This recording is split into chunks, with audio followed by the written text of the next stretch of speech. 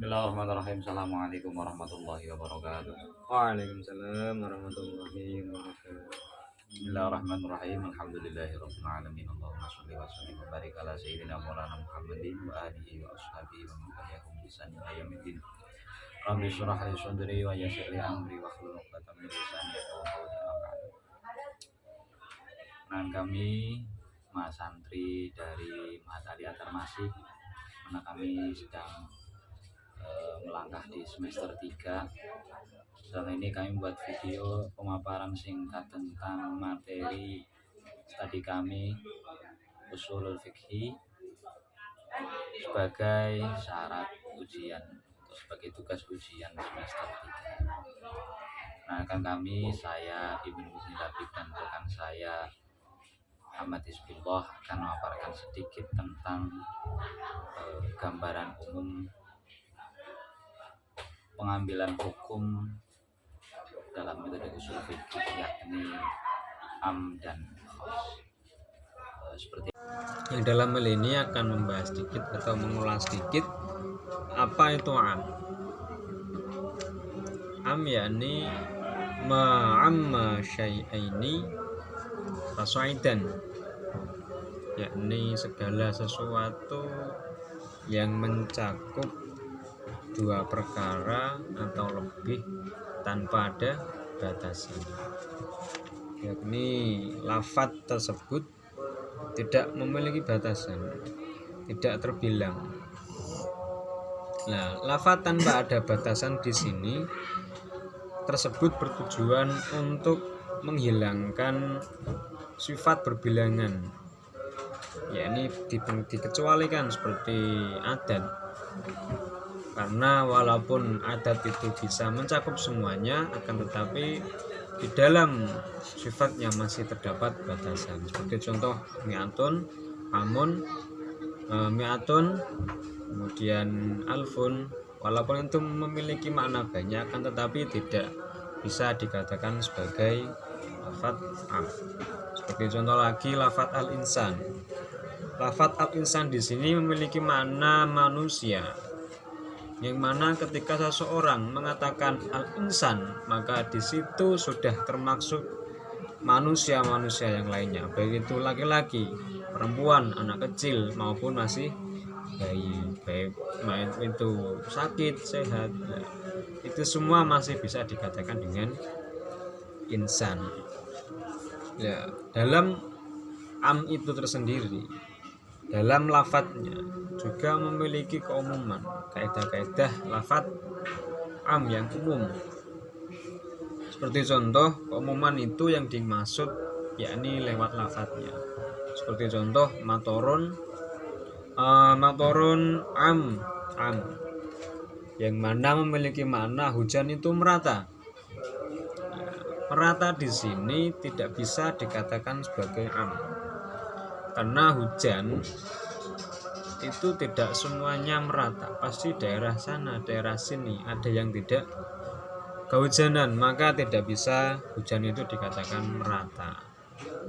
Nah, pendapat ini lemah karena hal tersebut, karena masih berbilangan, di sini hujan, di sana tidak hujan. Kemudian yang kedua, yakni keumuman itu tidak termasuk di dalam ketetapan hukum atau menggambarkan suatu hukum. Seperti contoh, ketika seseorang melakukan pencurian, maka seorang tersebut tidak bisa langsung potong tangannya, walaupun di situ keterangannya boleh memotong kedua tangan ketika melakukan pencurian. Ketika seseorang melakukan pencurian, maka kedua tangannya harus dipotong. Nah, akan tetapi dalam hal ini masih ada beberapa hal atau beberapa prosedur hukum yang mana boleh melakukan potong tangan, akan tetapi hukum syarat-syarat tersebut harus terpenuhi. Apabila hukum tersebut tidak terpenuhi, maka syarat hukum potong tangan tersebut tidak bisa terlaksana. Adapun lafadz am atau umum, ada beberapa lafadz umum yang di sini. Yang pertama yakni isim mufrad yang kemasukan al-ma'rifat. Nah, seperti contoh wa halallahu al-bai'a.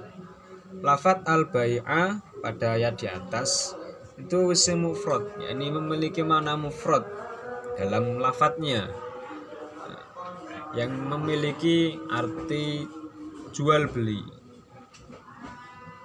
yang mana al di sini memiliki faedah istighraqul jinsi, yakni mencakup semua hukum. Kemudian lafadz mufrad tersebut bai'un kemasukan al ma'rifat yang mana sebelumnya mufrad kemudian menjadi am yang sebelumnya berarti hanya jual beli, beberapa jual beli, kemudian menjadi semua jual beli.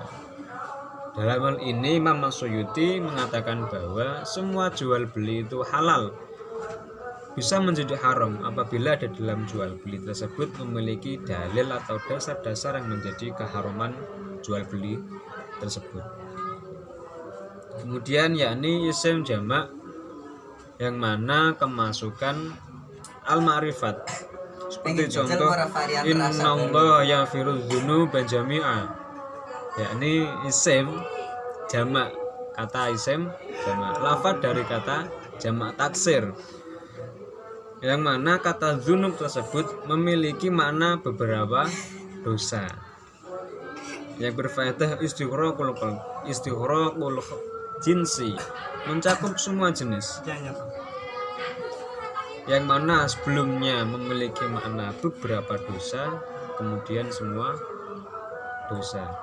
Menurut Syekh Wahabah Zuhaili mengatakan bahwa Allah bisa saja mengampuni semua dosa hambanya, semua dosa manusia, baik itu maupun dosa kecil maupun dosa besar, karena semua itu sudah kehendak dari Allah Subhanahu wa Ta'ala.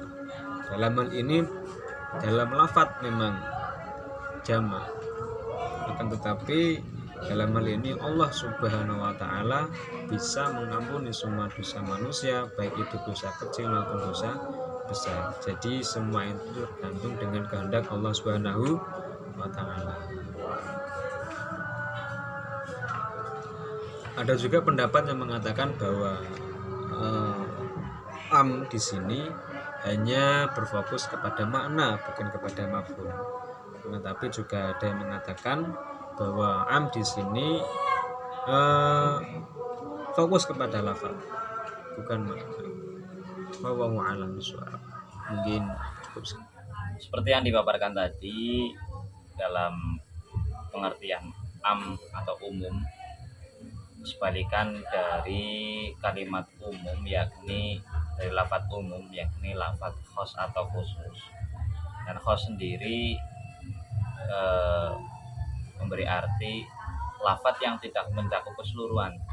Ya, artinya di sini bagi khusus atau spesifik terhadap sesuatu.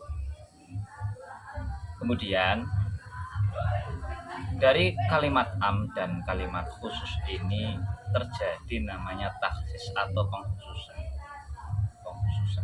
Gunanya untuk apa? Gunanya untuk menspesifikasikan, memperjelas, menentukan suatu dalam penentuan suatu hukum. Lafaz yang digunakan untuk mentasrih atau yang khos ini namanya mukhassis, digunakan untuk mengkhususkan. Contohnya dalam ayat Al-Quran, innal insana lafi khusrin. Ya. Sesungguhnya manusia dikatakan di sini manusia itu benar-benar dalam kerugian. Tapi setelahnya langsung ditaksis dengan lafaz belakang. Illal ladzina amanu wa 'amilus sholihati wa tawashaw bil haqqi wa tawashaw bis sabr. Dikatakan terkecualikan bagi orang yang beriman dan juga beramal soleh. Jadi ini terjadi antara kalimat am yang memaparkan bahwasanya lafaz am yang memaparkan bahwasanya manusia itu dalam kerugian, kemudian dikhususkan oleh lafaz setelahnya. Nah, di sini terjadi taksis oleh mukhassis. Mukhasisnya mana? Ilal ladzina amanu wa 'amilus sholihat. Kemudian juga ada lagi dikatakan dalam suatu ayat Al-Qur'an, yusikumullahu fi auladikum lidzakari mislu haulil unsayain. Dikatakan bahwasanya di sini bagian waris bagi anak laki-laki itu 2 kali lipat atau 2 kali bagian perempuan. Di sini ayat di sini menghukumi suatu pembagian waris dikatakan seperti itu, tapi tanpa menspesifikasikan antara si anak ini memang setiap anak itu boleh atau tidak. Kemudian ada satu hadis yang menyatakan la yarisul kafiru al muslima, la yarisul muslimu al kafiro, malal kafirul muslima. Dikatakan bahwasanya tidaklah mewariskan suatu orang yang muslim kepada yang kafir, yang ini kepada anak yang kafir. Cukupun sekebalikan, seorang bapak yang kafir mewariskan hartanya kepada anak yang muslim. Jadi intinya di sini haruslah antara orang muslim dan muslim, baik bapak muslim dan anak muslim. Tidak boleh diantaranya itu seorang kafir atau kedua-duanya. Dari ayat awal tadi yang mensyariatkan tentang waris yang dikatakan secara umum, baik itu hanya dikatakan seorang anak dan ditahsis dengan lafaz setelahnya, dengan hadis yang lain, dengan ayat yang lain, suatu hadis. Maka di sini terjadilah suatu tahsis atau pengkhususan seperti itu. Berbicara tentang tahsis atau pengkhususan ini bisa dikategorikan tahsis itu terjadi dengan 2 cara, yakni secara mutasil dan mufasil. Kalau mutasil itu sambung antara kalimat am dan kalimat khos ini berada dalam satu tempat atau mungkin satu ayat. Contohnya tadi yang di awal, wal asri innal insana lafi khusrin illal ladzina amanu wa amilus sholihat. Di situ dikatakan yang am itu innal insana lafi khusrin, kemudian ditaksis dengan yang khos dengan mukhasisnya illal ladzina amanu wa amilus sholihat. Ini berada dalam satu kalimat, dalam satu lafaz, dalam suatu surat atau tempat seperti itu. Tapi lain halnya dengan yang tadi yang kedua, yusikumullahu fi auladikum lidzakari mislu haulil unsayain. Dari surat Al-Qur'an yang menyatakan tentang waris kemudian ditahsis oleh hadis la yarisul muslimul kafiro walal muslimu walal kafirul muslimah. Beda. Jadi yang kalau mutasil itu satu tempat di situ antara am dan kalimat khosnya itu dalam satu tempat. Tapi kalau secara munfasil, secara terpisah itu biasanya berbeda. Baik, dan dalam munfasil ini bisa ada kalanya antara Al-Qur'an dan Al-Qur'an, kemudian Al-Qur'an dengan hadis ditahsis dengan Al-Qur'an, Al-Qur'an ditahsis dengan qiyas, dan hadis ditahsis dengan qiyas dan hadis dengan hadis.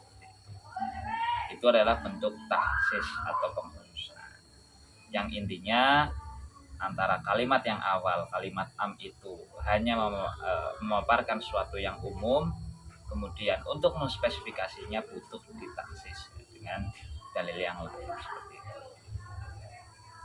Mungkin dari pemaparan awal itu tadi, dari baik kalimat dari lafadz am, pengertian am dan sebagainya, kemudian pemaparan tentang khos, tahsis dan mukhasis ini banyak kurang lebihnya mohon maaf, terima kasih dan mudah-mudahan manfaatnya. Sekian dari kami, assalamualaikum warahmatullahi wabarakatuh.